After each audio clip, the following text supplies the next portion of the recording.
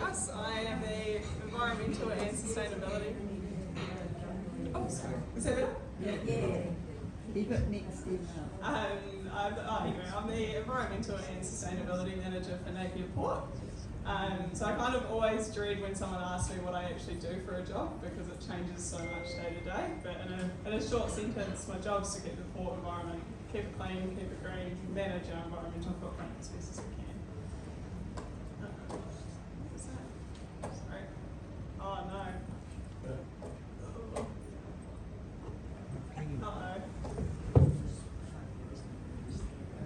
There we go.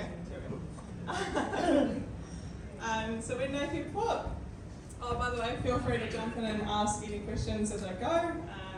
Also, if I get too excited and start talking really quickly, please tell me to shut up and slow down. But yeah, this is Napier Port. You've probably never seen it or driven past it. We're the fourth largest container terminal port in New Zealand. We have quite a lot of cargo coming through the port, so about 5 million tonnes of bulk cargo every year. Our main exports are logs. At the moment it's mostly logs. But we also have apples, onions, squash, meat, wine, timber, pulp, all kind of seasonal products coming through from the region or the central North Island, going out to export overseas. Every year we've got about 250,000 20-foot equivalent containers going through. And we hire about 350 staff, although we're indirectly supporting about 27,000 jobs across the region, so quite an important economic piece of infrastructure here in the Hawke's Bay. The site itself is about 50 hectares, so it's quite a big site to manage. Environmentally, it can be a bit of a nightmare. As you can see, it's just a big slab of concrete hanging right over the ocean, so we have to be really careful what we do on the land because it is so close to the ocean. Anything that happens on our patch of concrete just can go straight up to sea pretty easily.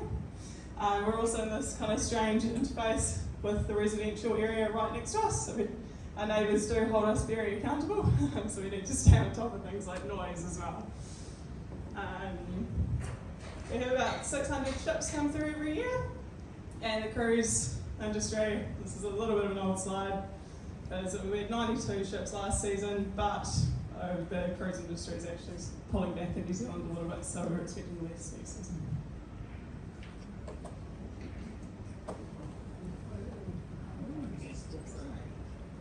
Oh, come on.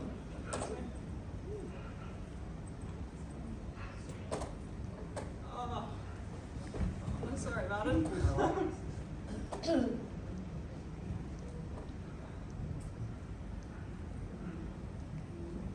Sorry, Tam. Might have said a little bit too far away.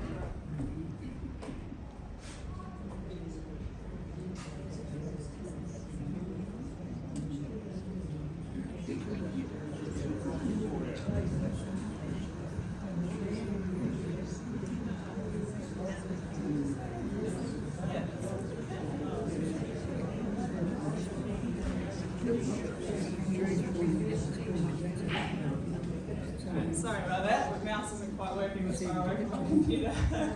But what I'm actually here to talk to you about today is a construction project and some of the environmental outcomes that came out of that project. So a few years ago we decided that we needed to build a new wharf, which is known as Te Whiti or Sits Wharf. It's this new wharf here. But before that it was just kind of this big bit of underutilised real estate on the port. So it's quite a big project. It was budgeted at 220 million, but we came in under budget at 172. We finished it up 6 months early, despite COVID kicking off 1 month into the construction period, so we were pretty happy to finish that one off early. But the reason we were able to kind of pull this project off and pull it off so successfully was because we started consulting on environmental issues about 2.5 years prior to starting the project itself.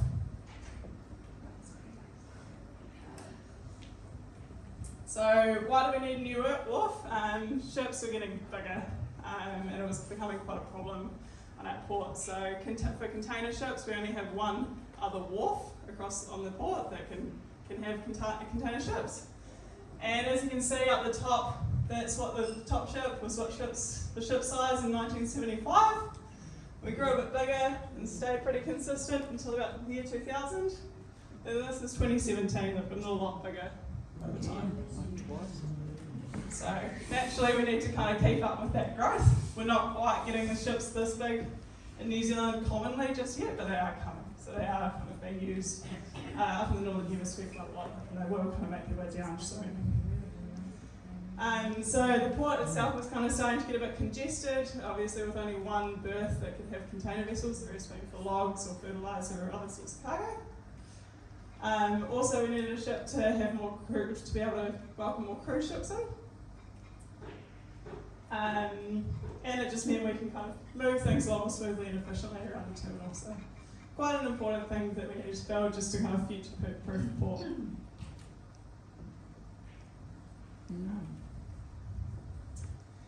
So this is kind of a better shot of where it was going. But one of the big things and one of the big kind of environmental issues with building a new wharf is you've got to do a lot of dredging. So this was kind of what used to be dredged prior to 6 Wharf, and then we have to dredge this whole area so the vessels could turn in through here as well. So this area through here was about 5 metres deep to start with. It's now 12.5 metres deep. And this whole area through here. So it's a lot of dredge material that needs to be pulled up out of that area. And that was kind of where the environmental concerns were coming from. Obviously dredging isn't the most environmentally friendly process. There's quite a few concerns raised about that. But during this project we had a lot of different ways to manage different concerns, not just around dredging but other things as well. So we were worried about cultural issues, so we worked with the iwi to develop a marine cultural health program, just monitoring the kind of health of the whole catchment. Marine wildlife management plan, so it was mainly worried about marine mammals, to make sure we weren't hurting any of those in the process. A construction management plan, a noise management plan, an avian management plan, which we'll talk about a little bit more soon. So it's mainly worried about penguins. Dredging and disposal management plan, a water quality management plan, and a biosecurity management plan. So this has all kept us pretty busy in the environmental team during this time. And I've just got a quick video to show you kind of a bit more about the program and some of the outcomes. To build 6 Wharf and welcome more and bigger ships, Napier Port needs to create a new vessel turning area and deepen parts of the harbour with a dredge so ships can safely use the wharf. My name is Paul Rose. I'm the Environmental Manager for 6 Wharf Development. The resource consent is a capital dredging project which is different to maintenance. Maintenance dredging is where you put the depths back to how they were, whereas capital is virgin material. We have 1.3 million cubes of dredge spool to put out in stage 1, and then another 2.5 million in stages 2 to 5. We have a consented offshore disposal ground, which is 5k to the east of where we are now. All the capital dredging is going offshore, because that's the best environmental outcome for this project.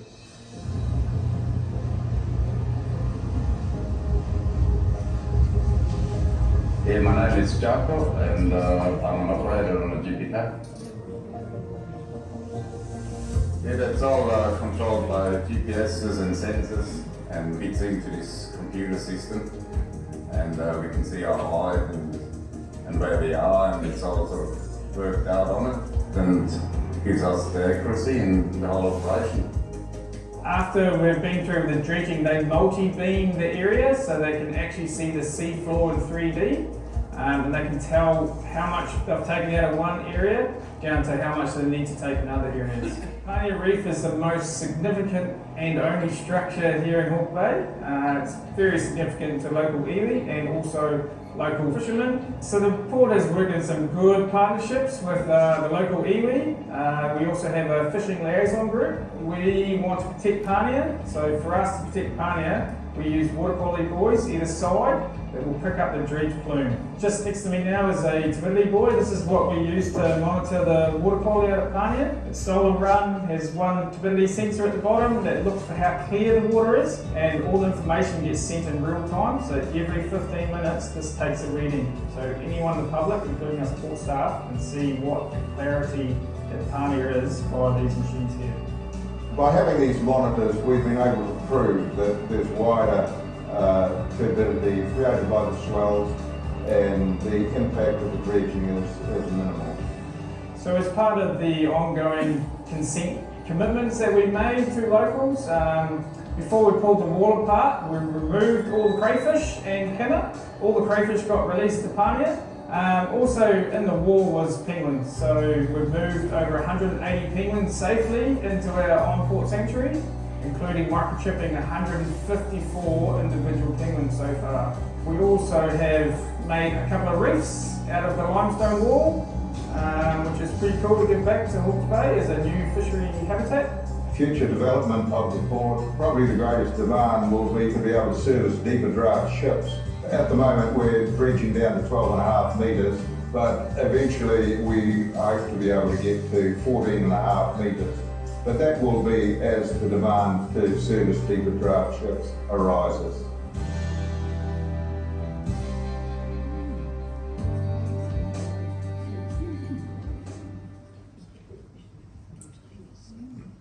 So quite a lot that came out of that dredging campaign, as you can see. So we're just going to kind of go through some of those environmental outcomes and unpack them a little bit in a bit more detail. But we'll start with the penguins because they're the cutest animal. So you guys might have seen these guys at the aquarium. They're korora, or little blue penguin. They are the smallest penguin in the world. They've got an at-risk or declining population status throughout the country, but that's the same. They're native to both New Zealand and Australia, so you'll find them over there as well. Most of the time they spend on land is actually at night, so they kind of sneak onto land as the sun's going down and kind of sneak off in the morning, but we do find them staying throughout the day, kind of during different times of year, and if they kind of need a break or if they're nesting or for whatever reason they decide. And they really, really, really love the habitat all around Napier's coast. There's those big rocks. They love finding little gaps in between those rocks and have little nests in there because they're quite well protected. And as you can see, they're kind of mostly kind of busy actually staying on land when they're kind of molting or egg-laying or guarding young. So there's a period in here where they're kind of in and out of their nests, but they're not, there's no young in there. So that's kind of, we timed the project kind of in this period where they're not actually home that often. They'll kind of pop in and out, they won't be around too much. There's no babies there.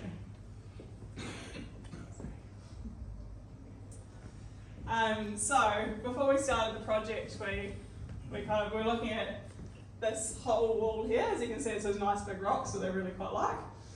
And it's about a 400-metre long area of these beautiful, nice big penguin rocks.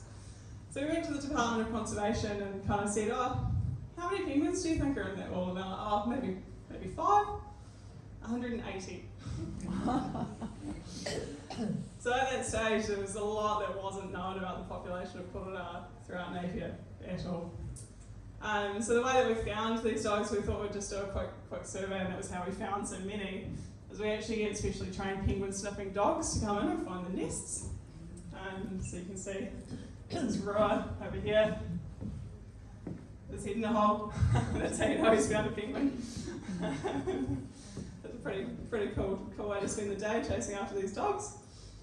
But because we had to ripple that area up and we knew there was a lot of penguins in there, that was where we went, oh, okay, we need to have somewhere to relocate these penguins to keep them safe. In keeping them safe and taking them out of the wall, it actually slowed that process right down. So as you can see, we've got the digger here with the dog. So every single rock was pulled out, or one at a time, while the dog went in and had a sniff under the rock. If there was a penguin in there, we picked it up, pulled it out and took it to the sanctuary. We then had to lock it in the sanctuary so it didn't go straight back to a construction site. So it would be locked in for a day or two. And then we were kind of patching up as we went behind us so that they couldn't go back into harm's way as we went along. So we definitely slowed down the project a little bit, but we're quite happy with the outcome of that. And the sanctuary itself, this is when we first opened it. It looks quite basic. It's actually modelled off, I don't know if you've heard of Oamaru Penguin Sanctuary? Yeah. So it's modelled off that. So we've got these big kind of lumps along here, so it's built up just on concrete. This used to just be a gravel car park, so it looks quite a bit different now. And then we've got these nest boxes. So ours are actually double story. because it gets so hot here in Napier. So normally you just have these little boxes and just pop them on the ground. But as you can see, we've got a little tunnel underneath ours, and that's just to keep them cool, because on those 30-degree days during summer we don't want them cooking in there. So this is it when it first opened. As you can see, this is it kind of more what it looks like now. Overgrown as anything, you have to bush bash your way in there. Probably myself not doing the gardening often enough. And we've also got these little pathways which just help him find the next nest boxes. So we've got about 50 boxes in there now. And the penguins come and go as they please. We microchip them, but otherwise we don't actually handle them. Unless we see them clearly in distress, and then we actually take them down to the aquarium. They're very good at rehabbing them. They're pretty happy. We don't feed them. What we do every day though is we go in and we check the microchip numbers and see who's in what box, and kind of what they're doing. If they've got eggs, at the moment this time of year they've all got eggs, which is quite cool, so soon we'll be starting to see chicks. And we just keep tabs of what's going on with the birds, and all that information is shared with Napier University. It's also how we know that the rumour of penguins mating for life is not true. Very much not true. We've got one that we called Tinder Alex that broke up 4 marriages in 4 days. So we've got a few naughty local residents in there.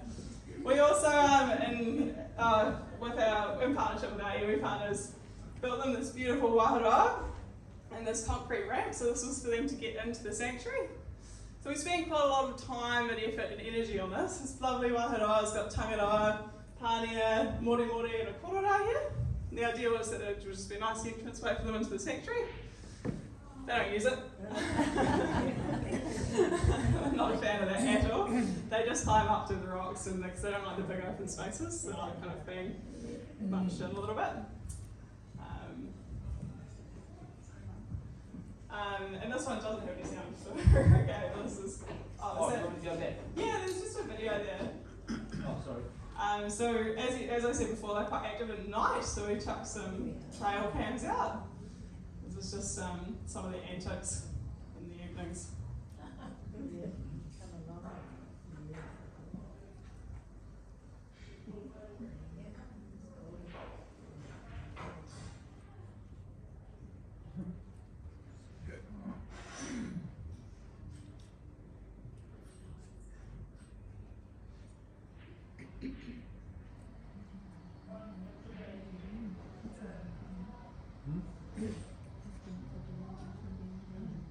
They've dragged their own nesting material into the nests. They have some epic fights in there.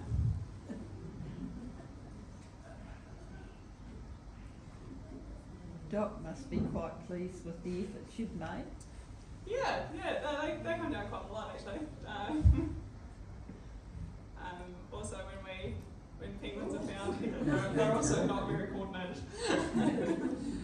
But when they find penguins around Napier's coast or rehabilitated penguins, they are often released to the sanctuary if they're able to be. So how many residents do you think you've got now? At the moment, because we're in nesting season, we've got 50 boxes, and I'd say we're about 3/4 full with pairs and all of them.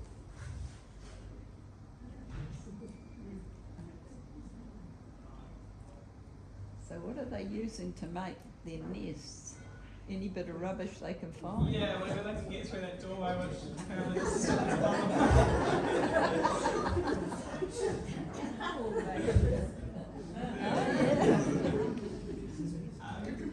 we have found some strange things that they've brought home in the nest. One time they brought us back a little treat. They brought us back a $20 note. So that was actually one of our camera boxes. So we've got cameras in a couple of our boxes that live stream set to YouTube. Those are the ones that were playing just before. And so we saw a little $20 note on the camera. And so we went and looked, then we kind of went back on the camera because I really wanted some video footage of this penguin just carrying this $20 note. Looked really great. I didn't find it, but I did find that they've been fighting over this note all night.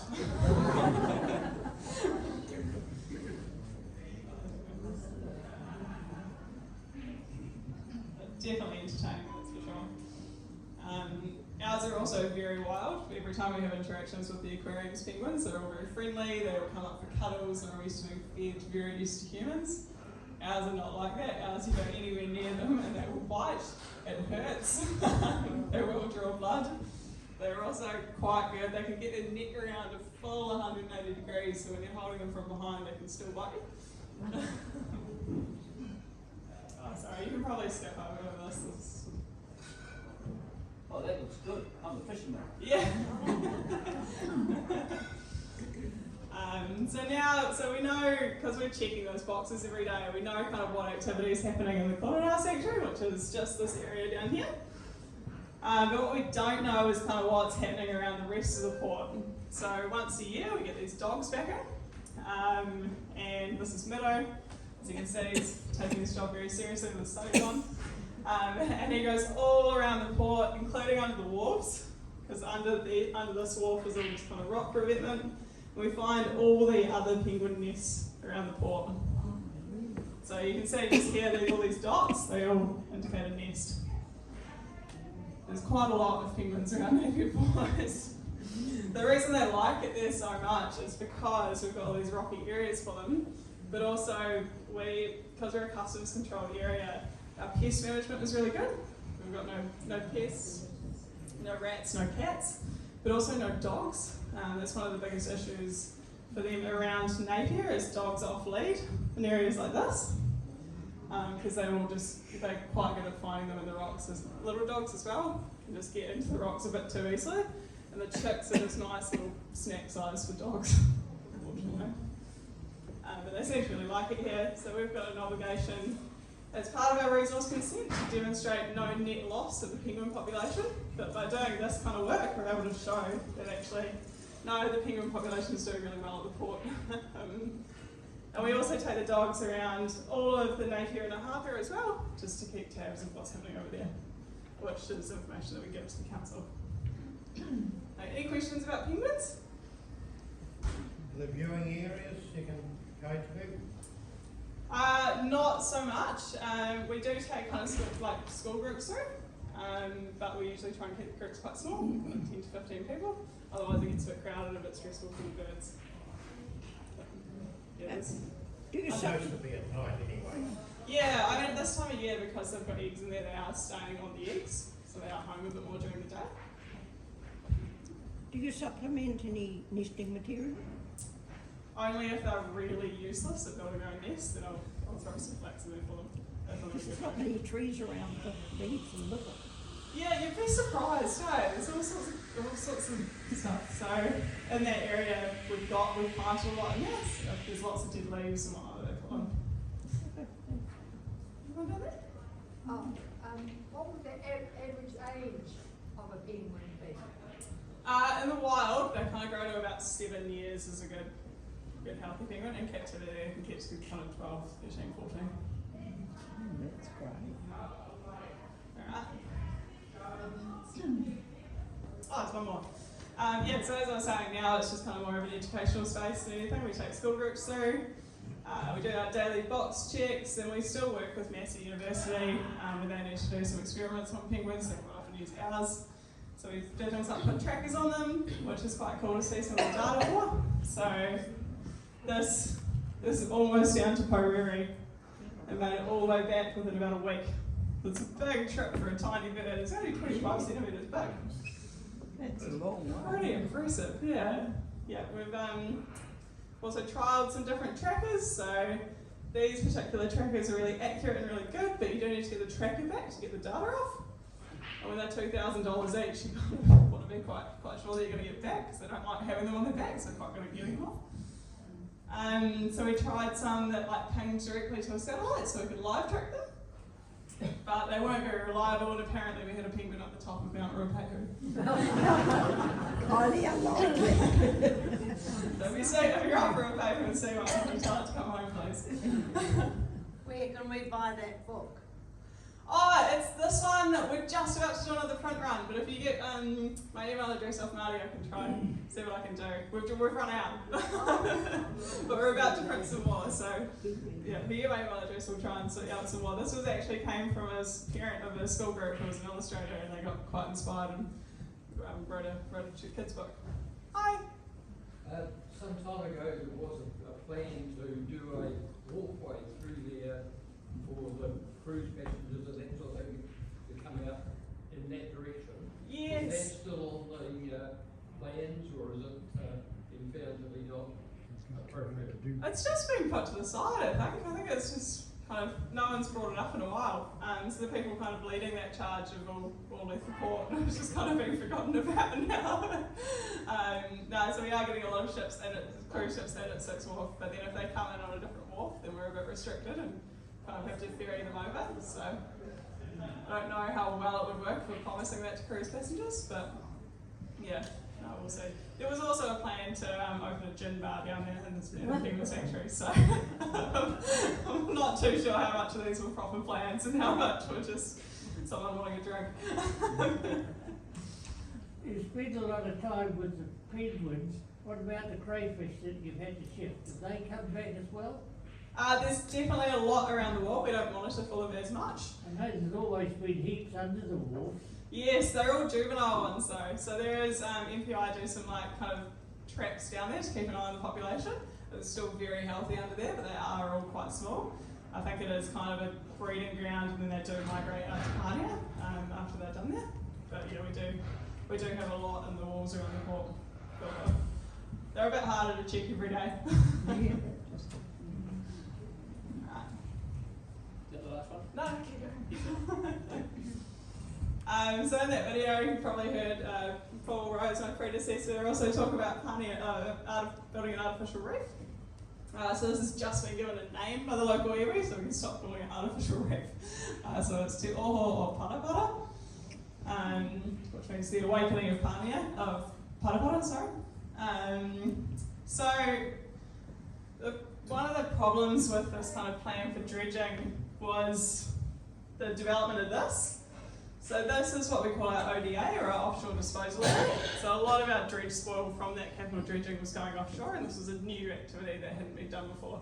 Normally when we do dredging, a lot of it goes over to West Shore, over here, for beach renourishment purposes. But we need to make sure that the stuff going over there is like good quality sand. We don't want to be putting rubbish over there. And a lot of the stuff from inside the harbour is very fine, silty material. So it wasn't going to be good for over here. So we wanted to put it way out here, where we've modelled it and it actually goes down the coast, so it doesn't go up towards Pania. But it was new and no one trusted it, so naturally we got a bit of flack for it, which was good. One of the people giving us a bit of flack with it, one of the groups anyway, was Legacy, so they represent the recreational fishers. And rightly so, they kind of pushed quite hard, saying, well, they're keen on having this close to Pania. What are you going to do about it? So we were like, okay, well, we'll put water quality monitors out on either side of Pania so we can real-time monitor the quality of Pania Reef. And they said, oh, yeah, that's not really good enough. We'd also like you to create some new habitat for fishing. We went, oh, we've got some spare rocks, okay. We can go make a reef. So pretty much we filled up a barge of rocks that had actually come from that area along here that we'd pulled up. So they were all quite used to being in the water already. Filled up the barge, which was actually the dredge barge, and went and kind of made a reef just offshore. So, sorry, buddy. So this is kind of the shape of the reef here. There's some funny lines in it because the barge was moving as it was kind of the rocks were falling out of it. At its highest depth, it's about 18 metres, so it's quite deep. It currently has an rahui on it, which is just going to extend it for another couple of years, just to let everything kind of get going in there before people start fishing it. It's doing pretty well. It's absolutely covered in crayfish, which is awesome to see. A little blue cod, but we are seeing quite a bit of sediment hitting it as well, which is a bit frustrating because we haven't quite got that big growth of seaweed and whatnot coming through. But we are trying to encourage mussels on it. You can see there's a kingfish coming past. Blue cod, spotties, butterfly perch, another cod. And honestly, every crack you look in is just full of these guys. So hopefully not too long before it's open, we can all go get some Christmas dinner from there. but yeah, it's quite a cool space, and we've been working really hard with the iwi to have a muscle enhancement project on there. So hopefully we'll see some muscles starting to grow soon. So that project is quite a cool one. So we've tied to the reef. We've got some te koko or cabbage tree stack lines that come from the reef up to the surface with the buoys. And the idea is because it's made from cabbage tree flax, that once the muscles attach and grow and get quite heavy, that it'll just break and automatically fall into the reef and then populate the reef. So it's still in early phases, so hopefully it works. Another thing with this offshore disposal area is Legacy weren't kind of the only feathers that were ruffled in this. This was also a commercially sensitive fishing ground. So this kind of square in here, being used by commercial fishers, it was good kind of flatfish and gurnard fish stocks.